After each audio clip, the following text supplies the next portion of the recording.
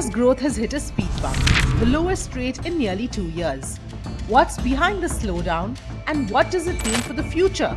Let's break it down.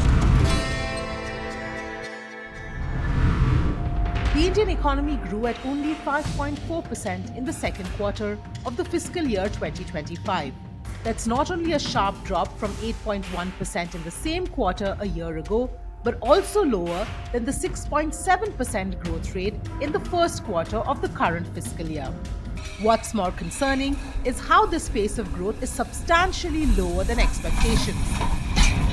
For example, the Reserve Bank of India expected GDP to grow at 6.8% in the second quarter, and even that was a revised estimate. Until the first half of October, the Indian Central Bank was confident of 7% growth. What led to this drop in India's pace of growth? Stay with us as we explore the factors slowing India's growth. One of the leading reasons for this decline is the poor performance of the secondary sector, which includes manufacturing, utility services, and construction. In fact, manufacturing growth slipped to 2.2% in the second quarter. That's a sharp decline from 14.3% in the corresponding quarter of the last fiscal year.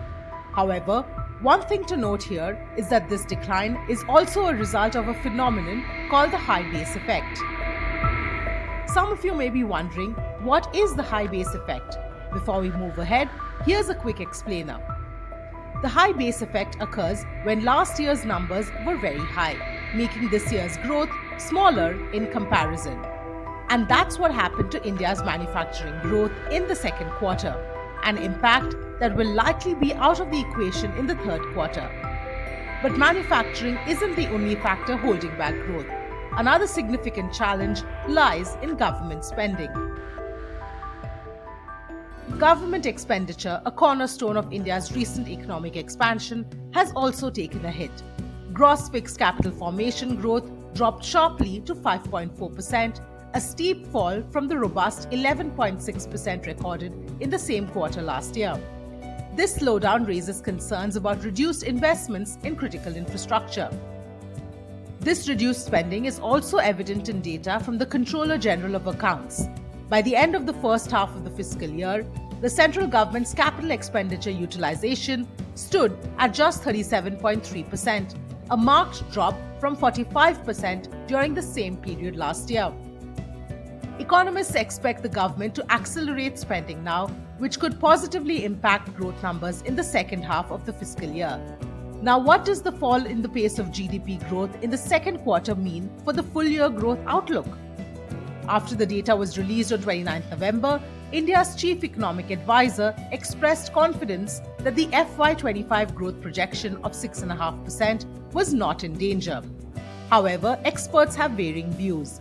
Global brokerage house Goldman Sachs revised its full-year growth estimate from 6.4% to 6%. Morgan Stanley, which had earlier projected India's full fiscal year growth at 6.8%, now sees it slowing to 6.3%.